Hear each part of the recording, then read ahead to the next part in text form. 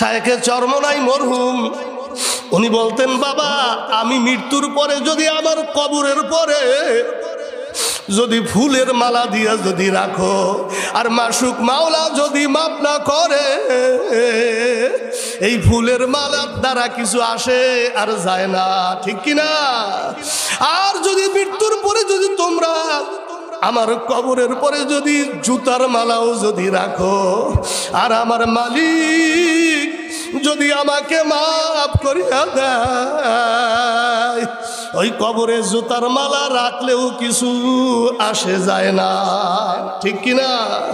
এই জন্য বেশি বেশি করে আল্লাহর কাছে দোয়া করতে হবে, মালিক আমাদেরকে তোমার ইমানদার বান্দা হিসেবে কবুল করো মালিক। আল্লাহ তোমাকে ভয় করার মতো ভয় করার তৌফিক দান করো মালিক। আল্লাহ খাঁটি মুসলমান হইয়া কবরে যাওয়ার তৌফিক দান করো মালিক। রাজি আছি তো ইনশাল্লাহ? এরকম বেশি বেশি কার কাছে দোয়া করব?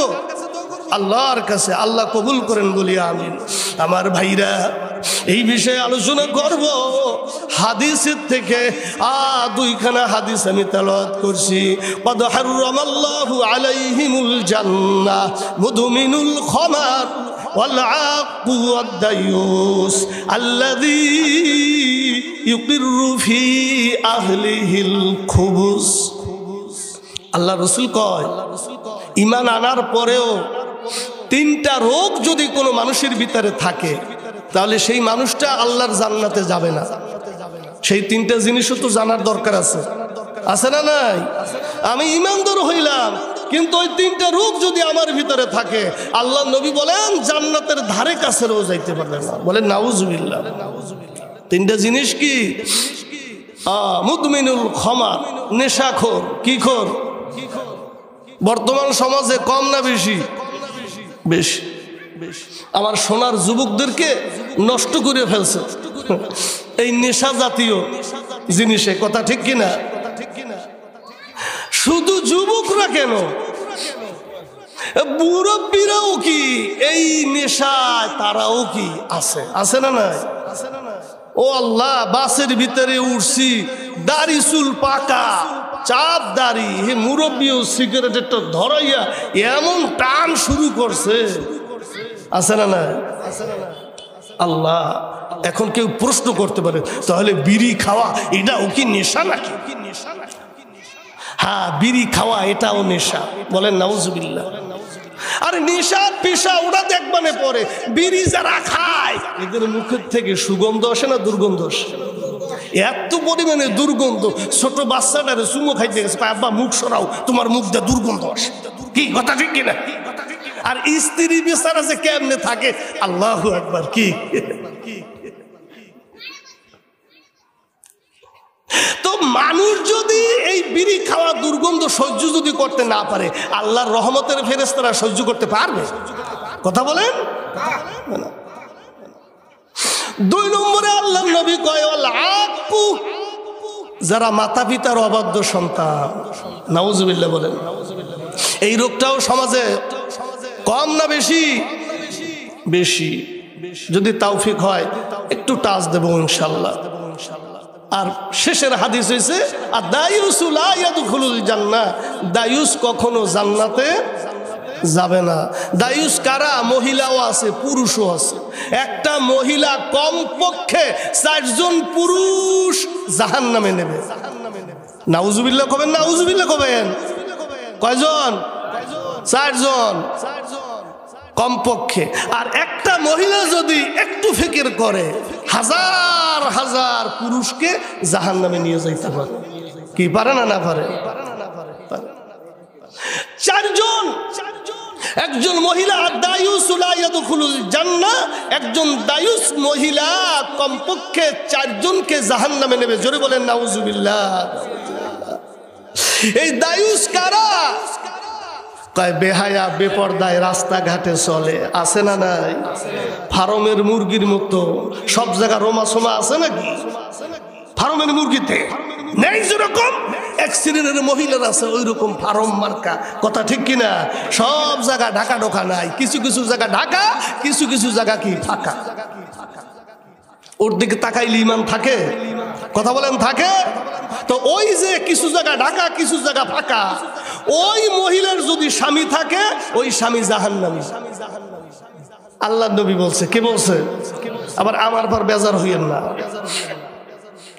কিছু জায়গা ঢাকা, কিছু জায়গা ফাঁকা। এই মহিলা দায়ুস। আল্লাহ নবী কয় ওই মহিলা যদি তার পিতার আন্ডারে থাকে, পিতার কাছে যদি থাকে, ওই মহিলার যে পিতা সেও জাহান্নামী। ওই মহিলার যদি বড় সন্তান থাকে, সন্তানের কাছে যদি ওই মহিলা থাকে, আর ওই দায়ুস মহিলা সন্তান যদি নিষেধ না করে, ওই সন্তান হবে জাহান্নামী। ওই মহিলার যদি বড় ভাইয়ের কাছে থাকে, আর বড় ভাই যদি নিষেধ না করে, ওই দায়ুস মহিলা বড় ভাইকেও জাহান্নামে নিয়ে যাবে। বর্তমান সমাজে এখন ওগুলো দেখে না। আগে দেখছি মানুষ যখন কোনো মেয়ে দেখতে যাইতো, যাইয়া জিজ্ঞেস করতো, মা তুমি কি কোরআন শরীফ পড়তে পারো? কি কথা ঠিক কিনা? এখন এগুলো আর জিজ্ঞেস করে না। এখন ওই ডানা কাটা পরি। আল্লাহু আকবার কয়, হুজুর এটা তো একটা স্টাইল। বলে নাউজুবিল্লাহ, এটা কোনো স্টাইল? ওটা জাহান্নামের স্টাইল। কথা ঠিক কিনা? এটা জাহান্নামের স্টাইল। এটা কোনো আধুনিক যুগের স্টাইল হতে পারে না। যাদের লজ্জা আছে, শরম আছে, কিছু জায়গা ঢাকা, কিছু জায়গা ফাঁকা, এটা কোনো স্টাইল হতে পারে না। ওটা হয়েছে ইহুদি নাসারাদের স্টাইল, এটা মুসলমানের স্টাইল না। কথা ঠিক কিনা? এখন আপনি মেয়ে দেখছেন, যাইয়ে দেখছেন জাকি নাকি একেবারে ওর সর্বনাশ দেখে আপনি ছেলের জন্য বউ বানাইয়া ঘরে আনছেন। আপনি কি মনে করছেন আপনার ঘরে শান্তি আনছেন? তাই এখন ওই তো আনছেন, আনার পরে 2 মাস যাওয়ার পরে স্ত্রী ছেলেরা ডাক দিয়ে কয়, শোনো আমি তোমার বাড়িতে আসছি, ওই তোমার আব্বা আমার চাকরানি করার জন্য আসি নাই। নাউজুবিল্লাহ কয় না? না কয়? আমি যদি রান্না করে যাই, আমার চেহারা কালো হইয়া যাবে। কি কথা ঠিক কিনা? আমি রান্না বান্না কইরা খাওয়াইতে পারবো না। তুমি কর্মচারী রাখো, কাজের মহিলা রাখো, আমার দ্বারা সম্ভব না।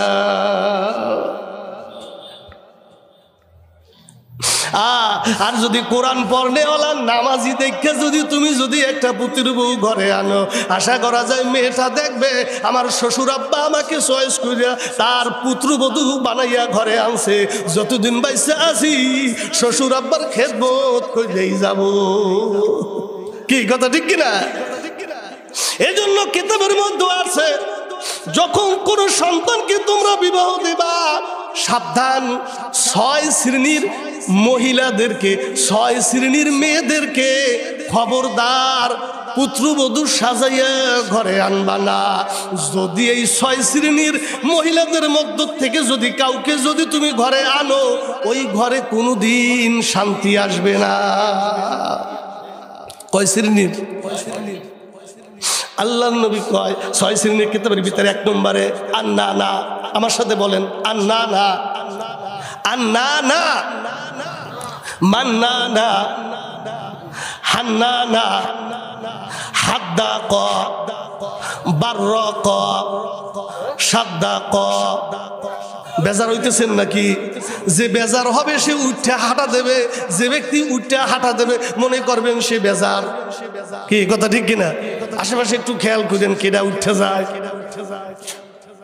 আমি সেই খাসের দেশে অসুস্থ শরীর নিয়ে এই জায়গায় চিল্লাবো, আর তুমি কিন্তু উঠে হাঁটা দেবা? তাই নাকি? যে উঠে হাঁটা দেবে দিক, এই মাহফিলের জন্য তার 5,000 টাকা দান করে চাল। কি আপনারা সবাই একমত? এরপরে যদি যায় যাক, কি আপত্তি নেই। কথা ঠিক কিনা?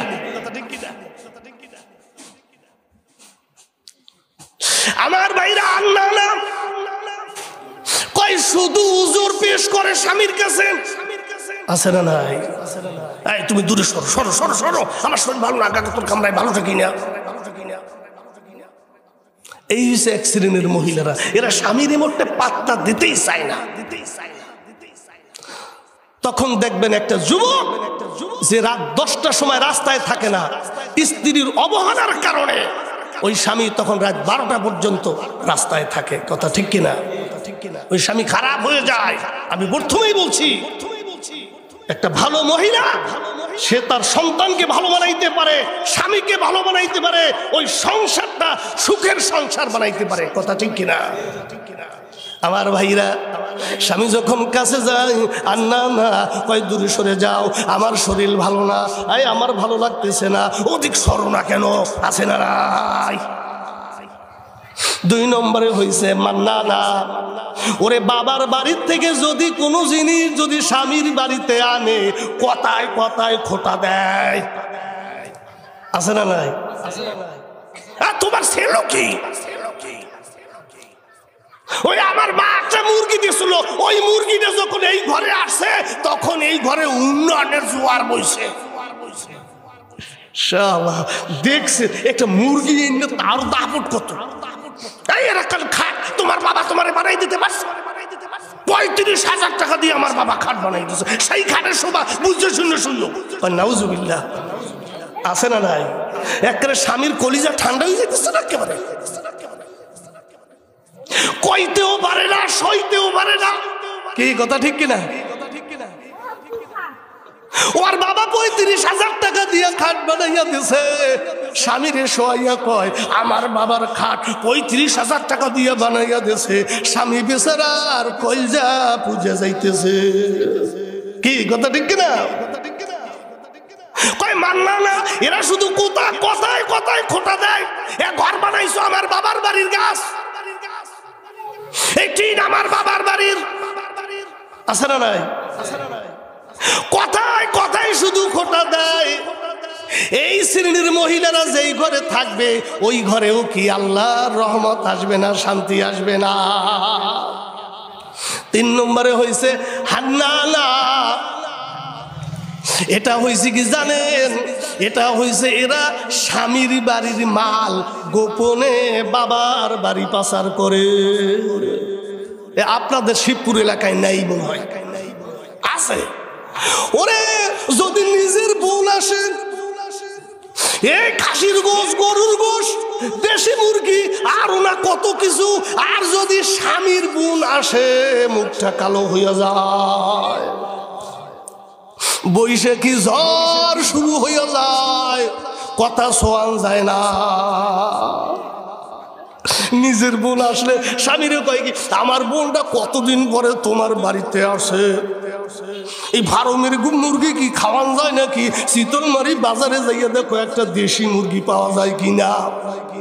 আর স্বামীর বোন যদি আসে কয় দেখো আসছে, এখন আমার শরীর ভালো না, গায়ে আমার জ্বর, আমি কিন্তু রান্না বান্না করতে পারবো না, ওই ডাইল চাল যা আছে 2 দিন থাইকা খাইয়া তার চলে যাক। আর যদি স্বামী আব্বা যদি বেঁচে থাকে, মা যদি বেঁচে থাকে, আহা ও মায়েরা বোনেরা, হযরতে ফাতেমাতু জোহরা রাদিয়াল্লাহু তাআলা আনহা হাদিস বর্ণনা করেন। সে বলে ও দুনিয়ার মহিলারা, ও দুনিয়ার মেয়ে লোকেরা, তুমি যখন সুন্দর খানাপিনা পাক করবা, আল্লাহু আকবার, গোশ হোক মাছ হোক, সর্বপ্রথম তোমার শ্বশুর শাশুড়ির জন্য তুমি একটা ভালো তরকারি, ভালো মাছ তার জন্য আলাদা রেখে দাও। সুবহানাল্লাহ। আমার ভাইরা বন্ধুরা, স্বামীর বাড়ির মালামাল বাবার বাড়ি পাচার করে।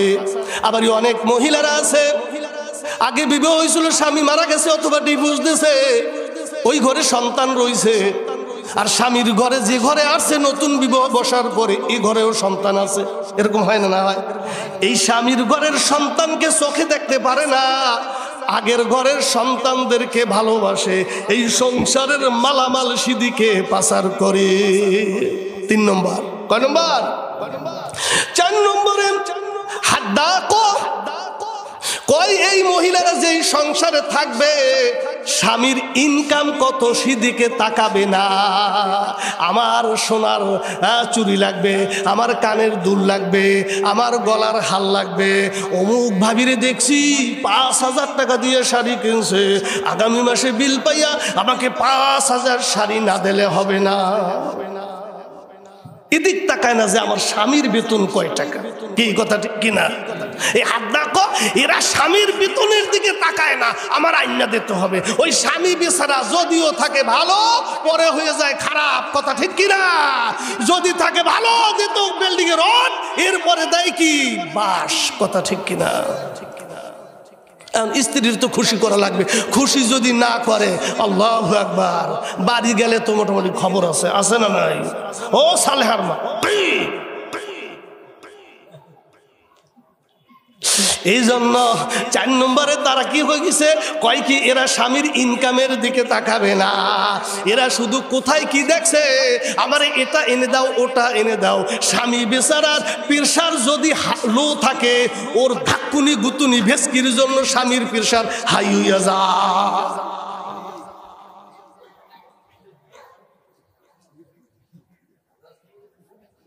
এই শ্রেণীর মহিলারা যেই করে থাকবে, ওই করে শান্তি থাকবে। জোরে কোন আপনারা ভয়তে করছেন, আপনাকে বাড়িওয়ালা যদি টের পায় আর যদি বলে খাসের হাটের হুজুর ওইখানে বসে বলছে, আর তুমি জোরে হা বলছো,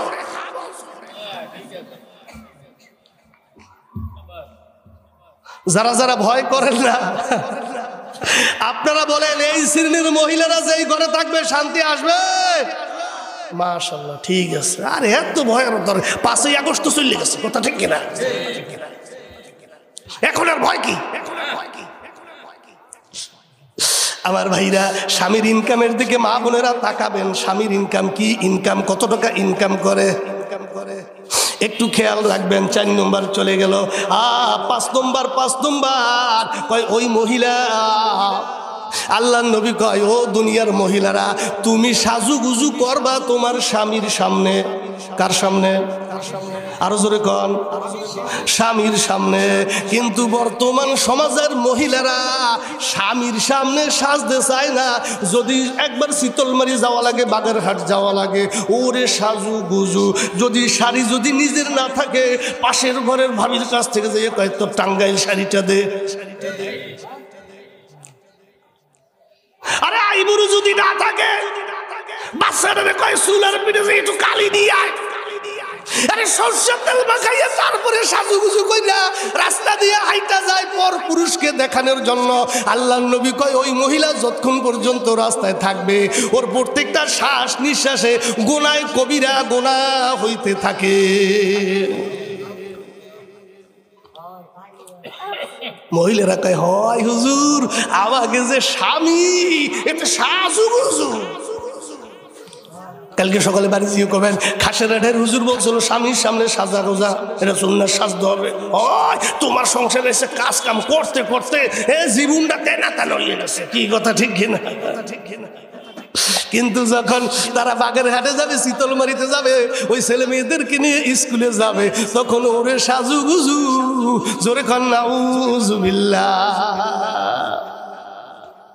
6 নম্বর কয় 6 নম্বর হয়েছে, 6 নম্বরও হয়েছে। ওই সমস্ত মহিলারা এরা নাপাকি থাকতে পছন্দ করে। ফরজ গোসল হইছে, গোসলের ধারে না, আছে না নাই? কয় এরা নাফাকি থাকতে পছন্দ করে। এরা কথায় কথায় রং কথা বলে, এই এর মাথা খাওয়া যায়। বুঝতে পারছেন তো? স্বামীর নাম ধরে ডাকেন, আছে নাকি আপনাদের এলাকায়? স্বামীর নাম ধরে ডাকেন, স্বামীরে তুই তুই কইরা কথা বলেন, স্বামীর পিতামাতাকে গালি দেয়। শুধু স্বামীর পিতামাতাকে না, ওই সংসারের আশেপাশে যত সংসার আছে, ওরে সব কয়টাও যাইতা সাপের ঠেলায় ঠিক মতো সংসারে থাকতে পারে না। কয় শ্রেণী? 6 শ্রেণী। সাবধান সাবধান। এখন বলতে পারেন হুজুর, এই যে 6টা রোগ বললেন, এ তো বিবাহ সাথে কইরে ঘরে আনার পরে ঠিক পাওয়া যায়, আগে কি ঠিক পাওয়া যায়? হ্যাঁ, এই জন্য তো বলি, আগে যখন সন্তান বিবাহ দেবেন, আগে যাইয়া মেয়ের মাতুল্য গোষ্ঠী দেখবেন, মেয়ের মা কেমন, কি কথা ঠিক কিনা? মেয়ের মা কেমন, মেয়ের মা তার বাবার সাথে কেমন আচার ব্যবহার করেন। যদি দেখেন মেয়ের মা ওই মেয়ের বাবার সাথে ভালো ব্যবহার করে না, পাশের ঘরের থেকে খবর নেবেন, তাহলে পাউসাইয়া যাবেন। কিন্তু বর্তমানে খবর আর নেবে কি? যুবকেরা পিতামাতার কাছে পারমিশন চায় না। আহারে ছক্কা মার্কা এখন ঘরে আইনেই কয় বাবা মাফ করে দিও, কয় এ কেডা, কয় এটা তো বুঝেন নাই। পিতা মাতার মনে কষ্ট দিয়া যদি কোনো সন্তান বিবাহ শাদী করো, লেখা রাখো, লেখা রাখো, আমি খাসের হাটের হুজুর বলিয়া গেলাম, তোর কপালে কোনোদিন শান্তি আসবে না। কি কথা ঠিক কিনা? এ আমার মায়েরা বোনেরা, মনে মনে বলতে পারেন হুজুর আমাদের বিরুদ্ধে বলে গেলেন। আমার মায়েরা বোনেরা, ওই যে বলছি স্বামীর আয় কত সেদিকে তাকাইতে হবে। স্বামীর আয়ের দিকে তাকাইয়া স্বামীকে খরচ করাইবেন। স্বামীর আয়ের দিকে না তাকাইয়া যদি আপনি খরচ করান, আপনি হবেন জালেম, আর আপনার হাতে আপনার স্বামী জুলুমের শিকার। হযরতে ফাতেমাতুজ জোহরা রাদিয়াল্লাহু তাআলা আনহা আল্লাহর নবীর মেয়ে, আর স্ত্রী ছিলেন হযরতে আলী রাদিয়াল্লাহু তাআলা আনহু, ঠিক কিনা? আলী গরিব মানুষ ছিলেন, কিন্তু আলীর আমল আখলাক ভালো ছিলেন। সুবহানাল্লাহ। আল্লাহর নবী বলেন, আমি আমার মেয়ে ফাতেমাকে যদি কোটিপতির কাছে বিবাহ দেওয়ার ইচ্ছা করতাম, আমার ফাতেমাকে আমি কোটিপতি ছেলের কাছে বিবাহ দিতে পারতাম, কিন্তু না না, আমার সাহাবীদের মধ্যে সবচাইতে যুবক হিসাবে হযরত আলী রাদিয়াল্লাহু তাআলা আনহু আমলের দিক দিয়ে আমার খুব প্রিয় ছিল। বর্তমান সমাজে ছেলে যদি নামাজ পড়ে, মুখে যদি দাড়ি রাখে, স্বামী বিবাহ শাদী করার আগে ছেলে মেয়ে এক রুমে দেয়, আর যদি দেখে ছেলের মুখে দাড়ি, ছেলে 5 ওয়াক্ত নামাজ পড়ে, মেয়ে বাইর হইয়া কয় আব্বু, ওই ছেলের দিয়ে চাচা চাচা লাগে। ছেলে কয় কি কাজ হইছে? বিয়ার আগেই যখন চাচা বানাইয়া ফেলছে, বিয়ার পরে মনে হয় কি জানি কপালে আছে। এই ফাতেমাতুজ জোহরা রাদিয়াল্লাহু তাআলা আনহা, আল্লাহু আকবার, কত কষ্ট করছে, কত কষ্ট করছে। ও আমার মায়েরা বোনেরা, তোমাদেরকে হিট লাগাইয়া কথা বলতে চাই না, একটু দিলের কান লাগাইয়া শোনো।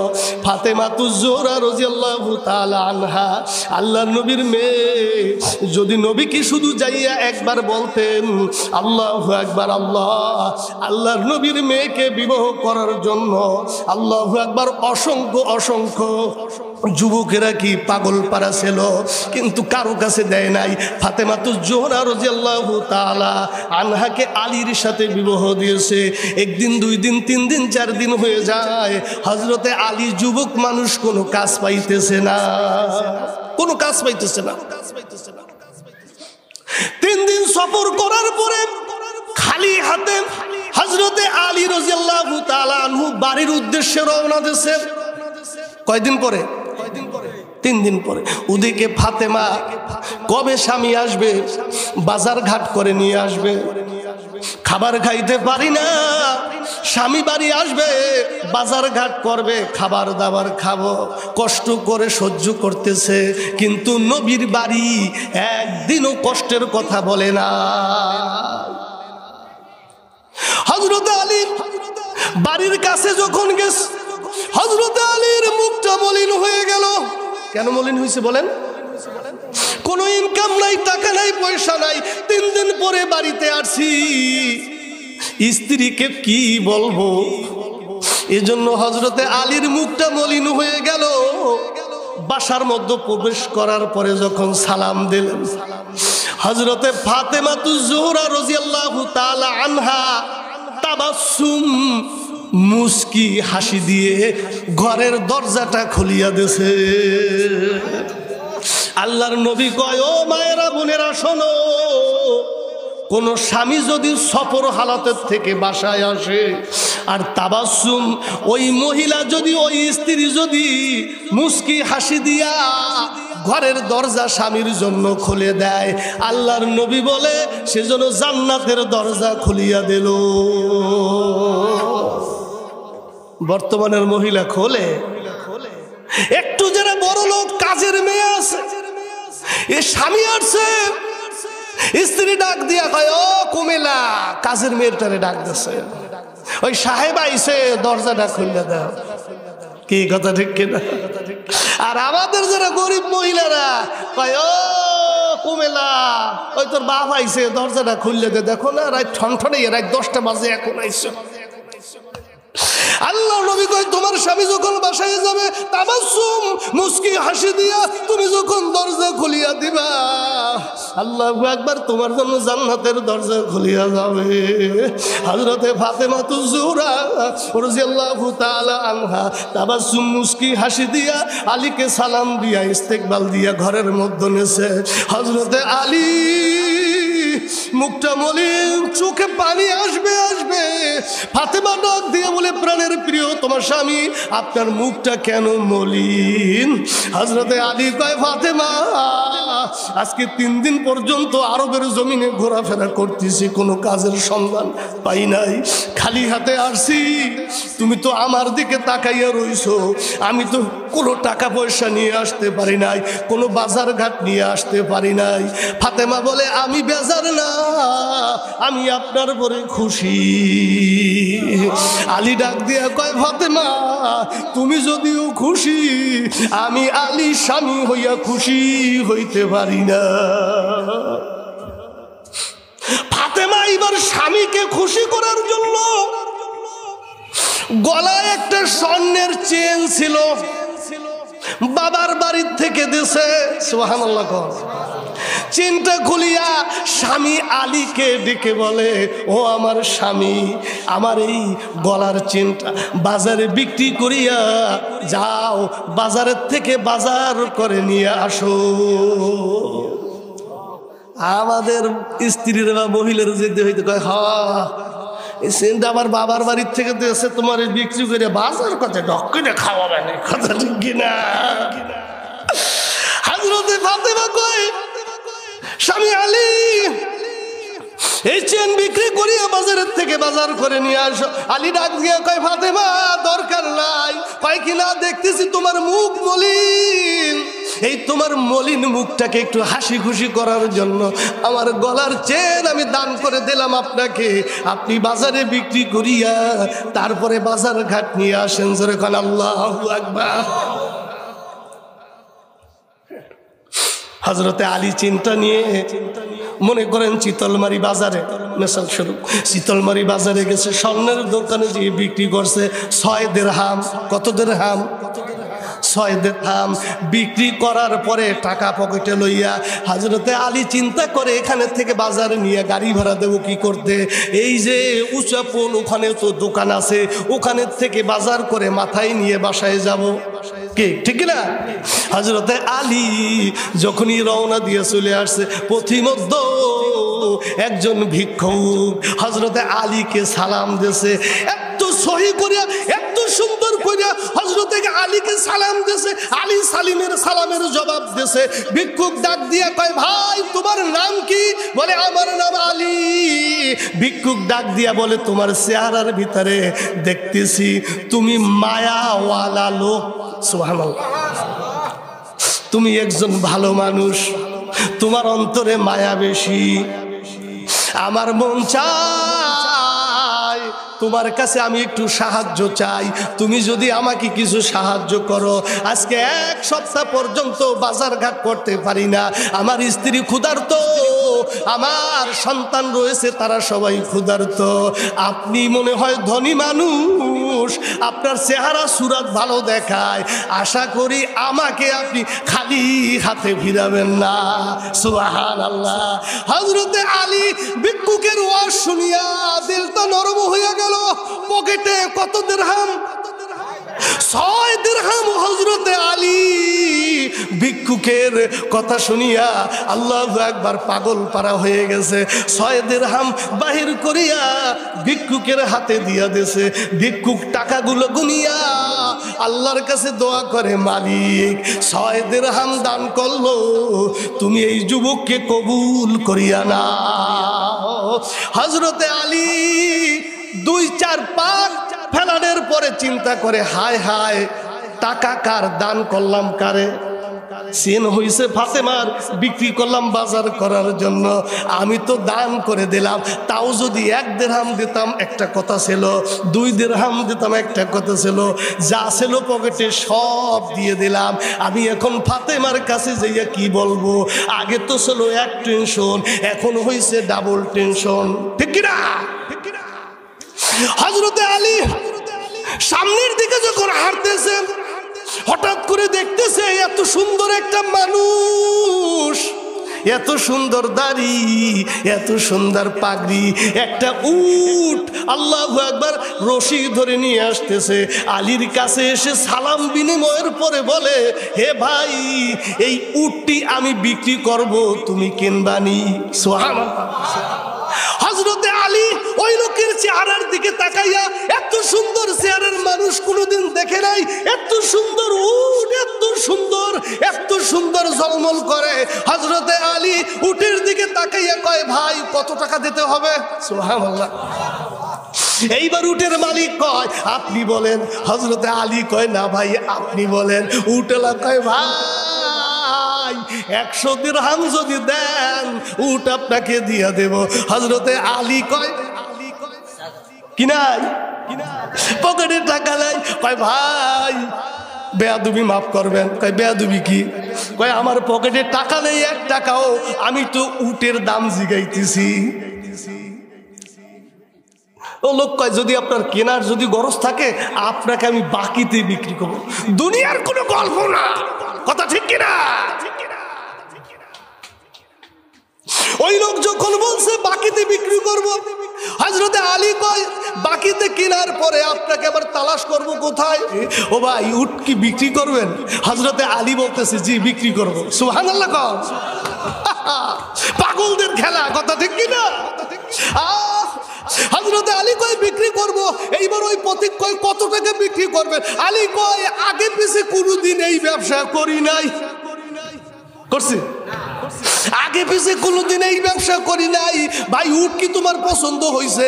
ওই ব্যক্তি কয়, হ্যাঁ ভাই উট পছন্দ হয়েছে।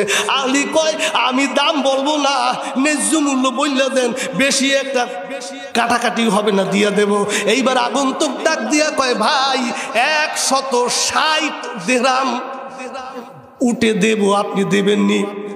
হযরতে আলী চিন্তা করে, 60 টাকা তো লাভ। কয় টাকা লাভ? জোরে কন। 60 টাকা। যুবক ভাইরা একটু জোরে কইও, মুরব্বীরা তো তারা একটু দেরি করলেও সমস্যা নাই। যুবকেরা জোরে বলেন, কত দিরহাম? 60। 160 টাকা হইলে কত টাকা লাভ থাকবে? 60 টাকা। হযরত আলী চিন্তা করে, তাহলে বাজারের দিক নেব নাকি? আবার চিন্তা করে, পথে বসে যে দাম বলছি, শীতলবাড়ি বাজারে গেলে অনেক সময় দাম নাও কইতে পারে। কি কথা ঠিক কিনা? কুরবানির সময় দেখেন নাই, গরু বিক্রি করতে নেছে, 80,000 কইছে, দেয় নাই। চিন্তা করে আগামীকাল বাড়বেন, আগামীকাল 80,000 টাকার গরু 60,000 টাকায় বিক্রি হচ্ছে। হযরত আলী চিন্তা করে, বিনা পুঁজির খ্যাপ। কি পুঁজি? এই বিনা পুঁজির খ্যাপ, 60 টাকা লাভ, মোরামুরি কাম করলে যদি লস যায়, টাকা দেবো কোথা থেকে?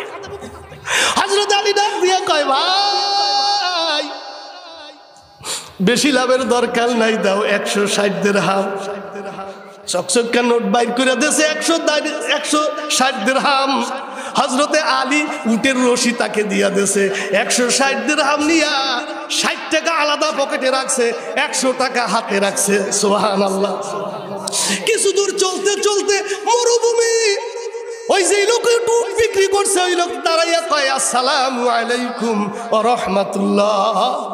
আলী কয়, ওয়া আলাইকুম আসসালাম ওয়া রাহমাতুল্লাহি ওয়া বারাকাতুহু। ভাই আপনার কাছ থেকে তো উট খরিদ করছিলাম। কয় কি? হ্যাঁ। কয় কি? ভাই ব্যবসা কোনোদিনও করি নাই, আজকে নতুন ব্যবসা করলাম। কয় কত টাকা বিক্রি করছেন? কয় 160 দিরহাম। উটওয়ালা ডাক দিয়ে কয়, 60 দিরহাম আপনার, 100 দিরহাম আমাকে দেন। হযরতে আলী 100 দিরহাম দিয়া 60 দিরহাম হযরত আলীর পকেটে। খুশি না বেজার? আরো জোরে কন। কত খুশি। চেন বিক্রি করছে কয় টাকা? 6 টাকা। এখন পকেটে টাকা আইছে কত টাকা? হযরতে আলী এবার খুশি। উসে বলাইছিয়া বাজারে যাইয়া বা উসে দোকানে যাইয়া চাউল লইছে, কথার কথা ডাইল লইছে, বাজার লইয়া 1 বস্তা মাথায় লইছে, বিল হইছে মাত্র 6 টাকা। কয় টাকা? 6 টাকা। সৌদি আরব দেখবেন না, হাজি সাহেবরা যায়, মাথার চুল কামাইছি 10 টাকা নেছে। কয় টাকা নেছে? বাংলাদেশি টাকায় 240 টাকা। বিলের দিয়ে শুধু একটু কামাই দিয়েছে আমার মাথার চুল। কত টাকা? 240 টাকা। চা খাইতে গেছি 5 টাকা। কয় টাকা? বাংলাদেশি 120 টাকা। কি কইছি বুঝুন? আমার ভাইরা, হযরতে আলী 6 টাকার থেকে বাজার করে বস্তা ভরে মাথায় লইয়া ঘরের দরজায় দিয়ে সালাম দিয়েছে, আসসালামু আলাইকুম ওয়া রাহমাতুল্লাহ। সুবহানাল্লাহ। কিতাবের ভিতরে আল্লাহর নবী কয়, ও স্বামীরা, তোমরা যখন বাসায় যাইবা, বাসায় যাইয়া সবার আগে তোমরা স্ত্রীদেরকে সালাম দিবা। আমাদের ভিতরে এই সুন্নাত আছে, হ্যাঁ, স্ত্রীর সালাম জবরদস্ত একটা সুন্নাত। যেই সংসারে স্বামী স্ত্রী বেশি বেশি সালাম আদান প্রদান করা হয়, আল্লাহর নবী কয় বেশক ওই ঘরে আল্লাহর শান্তি বেশি বেশি নাজিল হয়। তা স্ত্রীকে সালাম দিতে রাজি আছি, কে কে হাত জাগান? হাজার স্ত্রী নেই, তার হাত জাগা লাগবে না, আমার বেখাতে ফেলাইয়া দিও না। বাড়ি যেয়ে পারবেন তো ইনশাআল্লাহ, হাত নামান, আল্লাহ কবুল করেন বলি আমিন। এক বক্তা ওরকম ভাবে কি তাশকিল করাইছে যে বাড়ি যেয়ে স্ত্রীকে সালাম দিতে হবে। তা এক মুরব্বী চাচা, উনি মোটামুটি সেই কয় যা করে আল্লাহ, আজকে সালাম দেবো, ওই দেব। এখন ওই মহিলা বাসায়, ওই চাচা বাসায় যাইয়ে ডাক দিছে, ওই কি কইছি, কি এরকম ডাকে না? ও সালেহার মা, এত রাত পর্যন্ত তুমি কোথায় ছিলা? আরে ওই শিবপুর মাহফিলে গেছিলাম। তাই? তা মাহফিলে গেছে, যখনই দরজার ওই ডাসা বলে, কি ডাসা বলে না, বা খিল, যখনই খুললে আসতে 4 আঙ্গুল ফাঁক হইছে, এখনই চাচার ডাক দিতে, আসসালামু আলাইকুম ওয়া রাহমাতুল্লাহ। চাচি টপট করে দরজাটা দিয়ে তুলছে। দরজা দিয়ে তুই হবে, নাতি একটা পাশে ছিল, ওই নাতিটারে ডাকতেছে, সাগর ওঠ। কি আমাকে ঘরের সামনে ভূত হয়েছে, ভূত। এখন ওই চাচা কয়, তুই কও কি, ভূত কানে কয়? আমি তোর স্বামী। কয় জীবনে যান না, তাই কথাটা বুঝেন নাই? কোনদিন সালাম কয় কি, শীতের দিন রাত্রে, রাত 12টা বাজে গেছে, কোন কন্যা এই বাইরে দাঁড়াই রাখিস না, দরজাটা খোল। আমার তো ভয় লাগে। কয় না, ভয় লাগে না, দরজা খোল। দরজা খোলার পরে কয় কি ব্যাপার, কি হইলো? কয় শিবপুর মাহফিলে গেছিলাম, ওই খাসের হাটের হুজুর আজিজুল হক হাত জায়গায় বলছে স্ত্রীকে সালাম দিতে হবে। তা আমি সালামটা দিলাম, তুমি ওরম করলা কেন? আমি তো তাই বললাম, যা কোনোদিন না তা।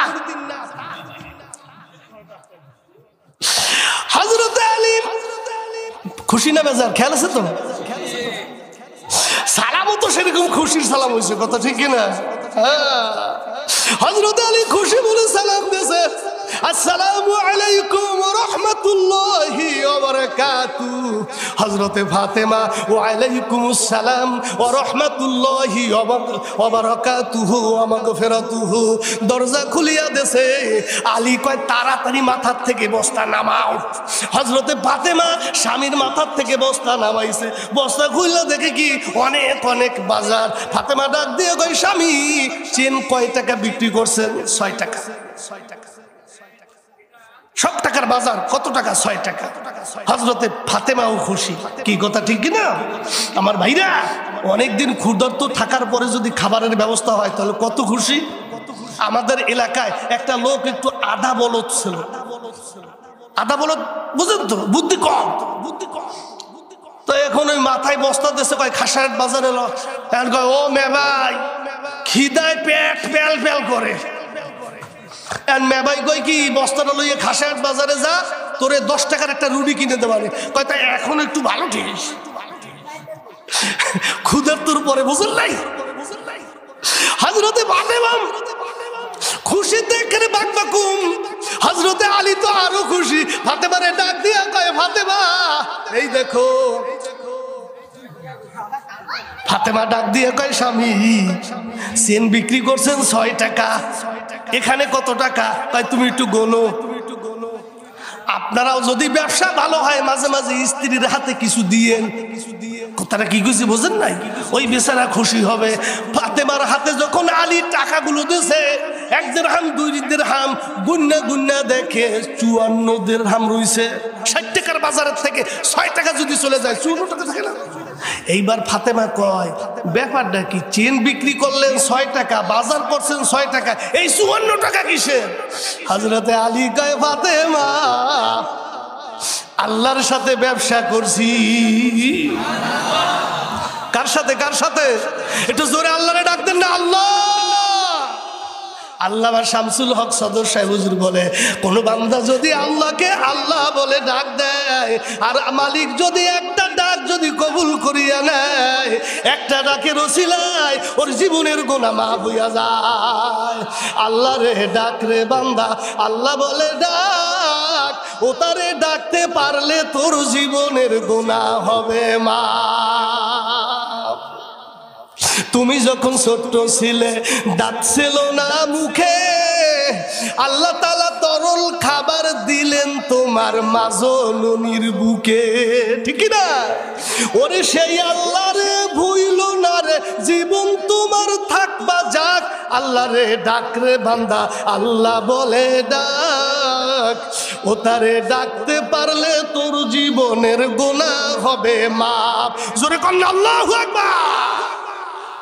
হযরতে ফাতেমা ডাক দিয়া কয়, স্বামী আল্লাহর সাথে ব্যবসা করছেন। কি ব্যবসা? কয় বসো তোমাকে বলি, খুললে বলি। ফাতেমা ডাক দিয়া কয়, এই ব্যবসা আল্লাহর নবীর কাছে যাইতে হবে। এটা জায়েজ আছে কিনা তাহকিক করার পূর্বে এই খানা পিনা আমি আলী, আমি ফাতেমা পাক করতে পারবো না। কত বাজে? 48। মাশাআল্লাহ, ঠিক আছে, ইনশাআল্লাহ টাইমে ঠিক করে দেবো। ফাতেমা কি বলেন যে এই ব্যবসা হালাল না হারাম? হুজুর সাল্লাল্লাহু আলাইহি ওয়াসাল্লামের কাছে যাইতে হবে। সে যদি হালাল বলে পাকশাক হবে, আর সে যদি হারাম বলে এই পাকশাক আমার পাতিলে হবে না। চিল্লায়ে কোন সুবহানাল্লাহ। আমাদের স্ত্রীরা চুরি করি করে ডাকাতি করুক, দেখার দরকার নাই। কি কথা ঠিক কিনা? আমরা যারা পিতা আছি, মাতা আছি, যারা সন্তান কি করে আনলো দেখার বিষয় না, দেখার বিষয় আছে না নাই?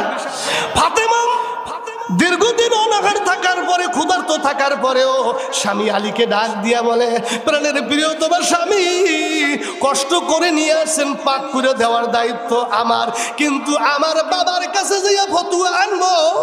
আমার বাবা যদি জায়েজ বলে আপনাকে পাক করে খাওয়াবো, আপনার বাবা যদি না, আমার বাবা যদি না জায়েজ বলে, আল্লাহ আরো দরকার হয় অনাহারে থাকবো, এই খাবার আমার পাতিলে পাক করতে পারবো না।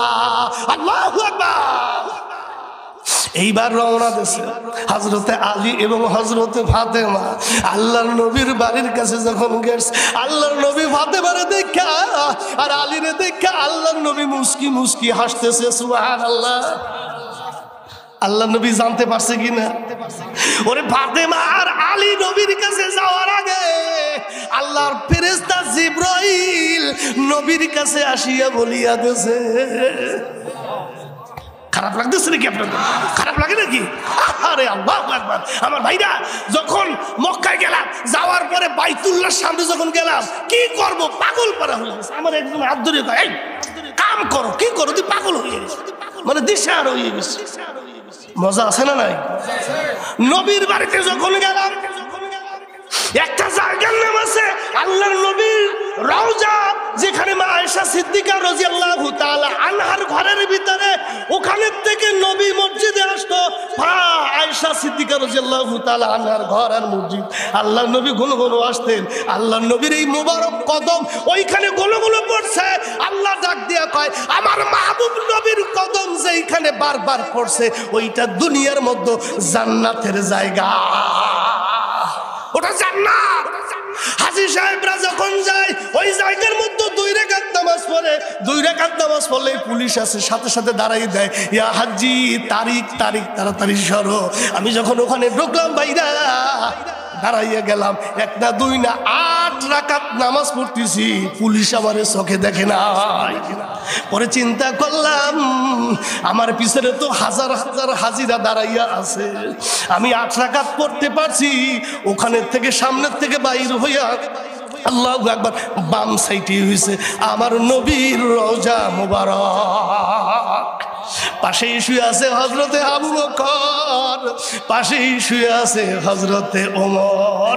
যারা দুনিয়াতে নবীর সাথী ছিল, কবরেও নবীর সাথী, হাসরের ময়দানেও নবীর সাথী হবে, আর জান্নাতের মধ্যে তারাও নবীর সাথী হবে।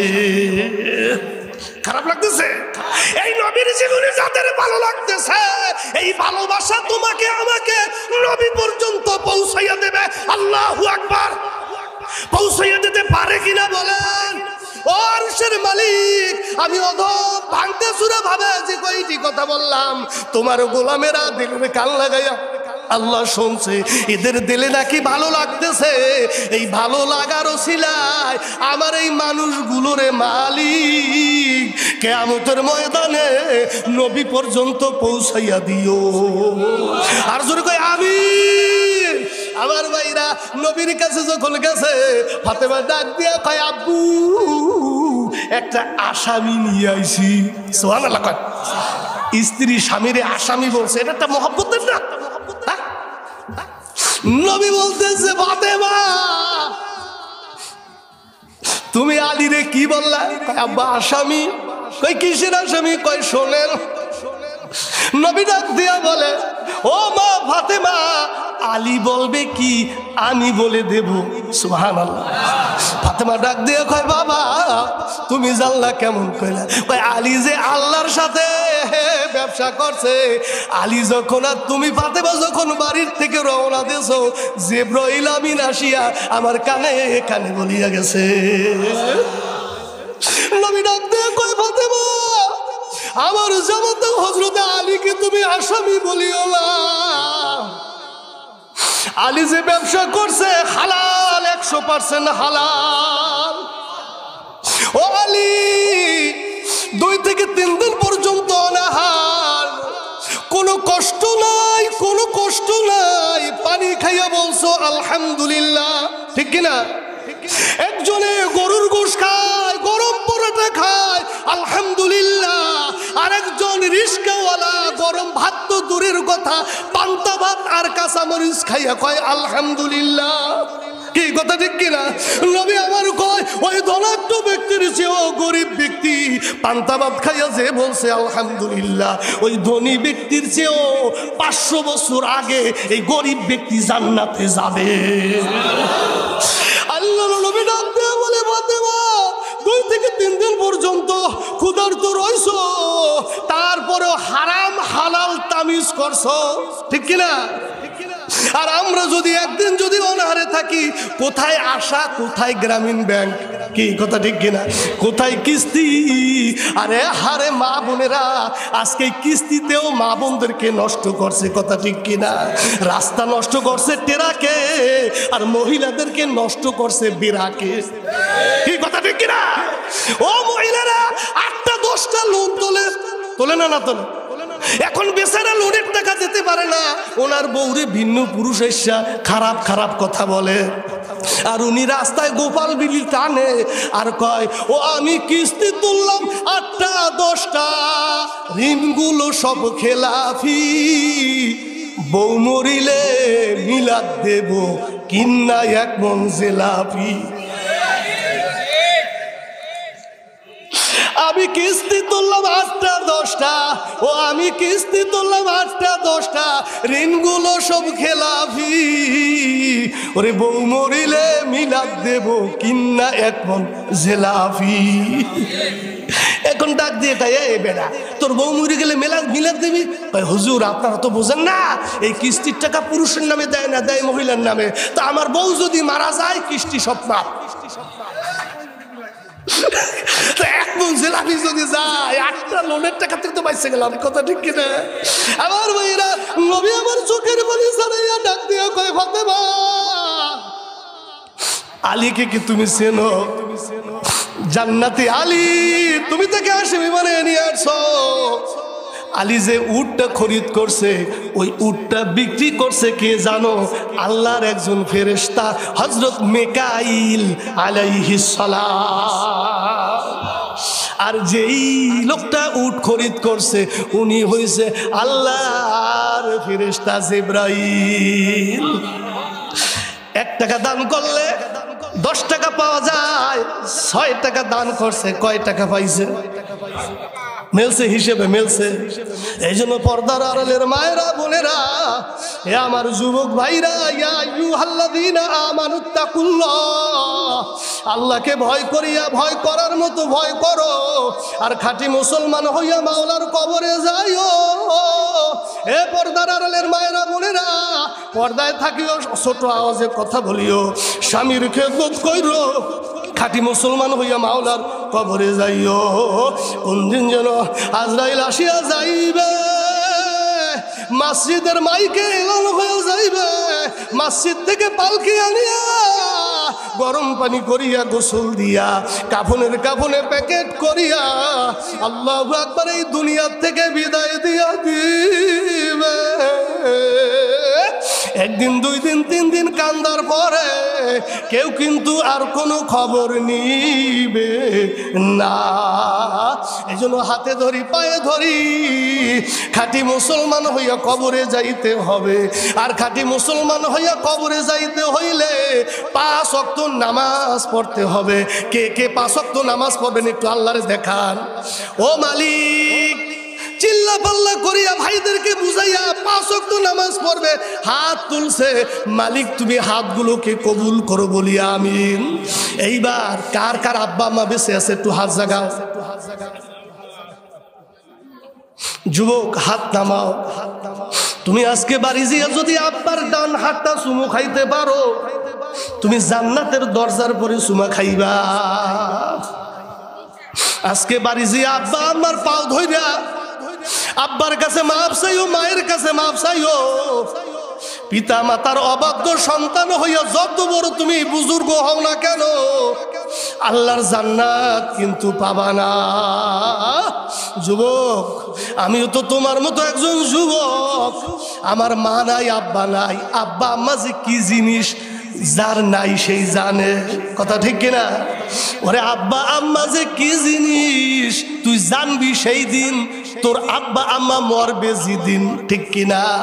এই জন্য যুবক ভাইদেরকে হাতে ধরে পায়ে ধরে বলে গেলাম, আব্বা আম্মার নাফরমানি করিও না, আব্বা আম্মার সেবা যত্ন করিও। তোমার আব্বা আম্মা যদি তোমার পরে রাজি আর খুশি থাকে, আমার আল্লাহও তোমার পরে রাজি আর খুশি হইয়া যাবে।